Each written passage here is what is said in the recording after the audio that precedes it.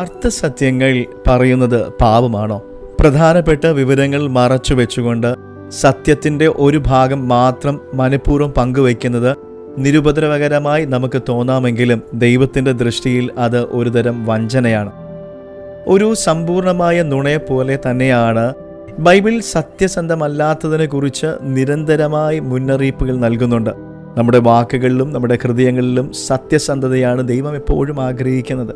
സദൃശവാക്യങ്ങൾ 12-ാം അധ്യായം 22-ാം വാക്യത്തിൽ ഇങ്ങനെ എഴുതിയിരിക്കുന്നു: വ്യാജമുള്ള അധരങ്ങൾ യഹോവയ്ക്ക് വെറുപ്പ്, സത്യം പ്രവർത്തിക്കുന്നവനോ അവന് പ്രസാദം.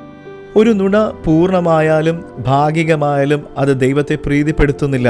കാരണം അത് വിശ്വാസം തകർക്കുകയും പലപ്പോഴും ദോഷം വരുത്തിവെക്കുകയും ചെയ്യും. മത്തായി സുവിശേഷം 5-ാം അധ്യായം 37-ാമത്തെ വാക്യം യേശു ഇങ്ങനെ പറയുന്നു: നിങ്ങളുടെ വാക്ക് ഉവ്വ് ഉവ്വ് എന്നും ഇല്ല ഇല്ല എന്നുമായിരിക്കട്ടെ. ഇതിലധികമായത് ദുഷ്ടനിൽ നിന്ന് വരുന്നു. സത്യസന്ധതയോടും ലാളിത്യത്തോടും കൂടി സംസാരിക്കുവാൻ ദൈവം നമ്മെ വിളിച്ചിരിക്കുന്നു. അർത്ഥസത്യങ്ങൾ തന്ത്രങ്ങൾക്കും ആശയക്കുഴപ്പങ്ങൾക്കും വഴിയൊരുക്കുകയും ദൈവത്തിൽ നിന്ന് സത്യസന്ധതയുടെ നിലവാരത്തിൽ നിന്ന് നമ്മെ അകറ്റിക്കളയുകയും ചെയ്യുന്നു. സത്യസന്ധമായി ജീവിക്കുന്നത് ദൈവത്തിൻ്റെ സ്വഭാവത്തെ പ്രതിഫലിക്കുന്നു.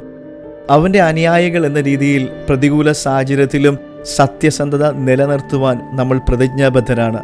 അർത്ഥസത്യങ്ങൾ താൽക്കാലികമായി നമ്മെ സംരക്ഷിക്കാം, എന്നാൽ അവ നമ്മുടെ സത്യസന്ധതയെ നശിപ്പിക്കുന്നു. സത്യസന്ധത ഇല്ലായ്മ നമ്മുടെ വിശ്വാസം കെടുത്തിക്കളയുകയും നമ്മുടെ ജീവിതത്തിൽ സ്വാതന്ത്ര്യം നശിപ്പിച്ചു കളയുകയും ചെയ്യും. പൂർണ്ണമായ സത്യസന്ധത വിശ്വാസം കെട്ടിപ്പടുക്കുവാനും സ്വാതന്ത്ര്യം നമുക്ക് നൽകുകയും ചെയ്യും.